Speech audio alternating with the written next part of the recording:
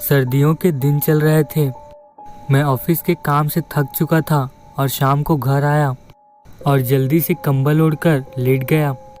अभी मैं थोड़ी थोड़ी नींद में ही था कि अचानक मुझे महसूस हुआ कि जैसे कंबल में कुछ सरसराहट सी हुई है।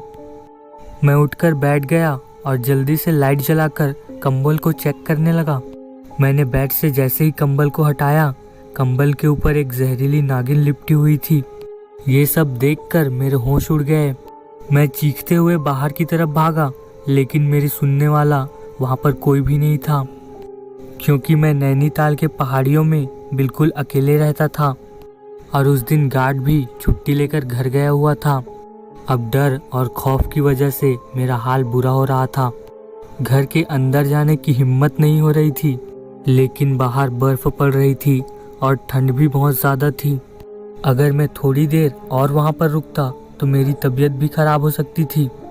हिम्मत करके मैं कमरे के अंदर गया और अपने कमरे में झांक कर देखा तो वहाँ पर बिल्कुल सन्नाटा था और धीरे धीरे कंबल के पास गया और उसे हटाया।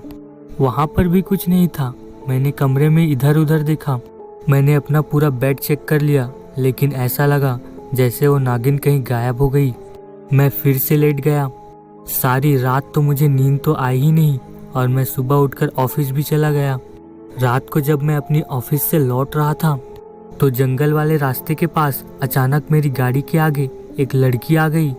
मैंने बहुत तेज ब्रेक मारी और हम दोनों मरते मरते बचे, क्योंकि पहाड़ी इलाके में तो एक तरफ गहरी खाई होती है तो दूसरे तरफ ऊंचे पहाड़। गाड़ी का पलट जाने का या तो खाई में गिर जाने का पूरा खतरा था। वो लड़की चलते हुए मेरी गाड़ी के पास आई और दरवाज़ा खोलकर फ्रंट सीट पर बैठ गई। मैं बहुत हैरान हुआ कि इस लड़की में इतनी हिम्मत कहाँ से आ गई। वो लड़की बहुत खूबसूरत थी।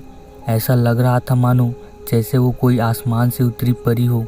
उसका मासूम सा चेहरा, गुलाबी होंठ और उसकी नीली नीली आंखों में अजीब सा जादू था। उसने मेरी तरफ देखते हुए कहा, प्लीज़ गाड़ी चलाइए ना, मुझे आपकी मदद चाहिए। मैंने कहा, बताओ क्या हुआ। उसने कहा, नहीं, मैं आपको यहाँ पर नहीं बता सकती, प्लीज़ आप मुझे अपने घर ले चलिए। मैं उसे अपने घर ले गया। मेरे घर में एक बेडरूम खाली पड़ा था। मैं उन्हें वहीं पर ले गया। मैंने उन्हें आराम से बिठाया और पूछा, जी अब बताइए कि आप कौन सी मुसीबत में हो और मैं आपकी क्या मदद कर सकता हूँ। उसने कहा, मैं बहुत बड़ी मुसीबत में फंस चुकी हूँ और सिर्फ आप ही मेरी मदद कर सकते हैं। क्या आप मेरी मदद करेंगे? मैंने कहा, ठीक है, अगर मेरे बस में होगा तो मैं ज़रूर आपकी मदद करूँगा।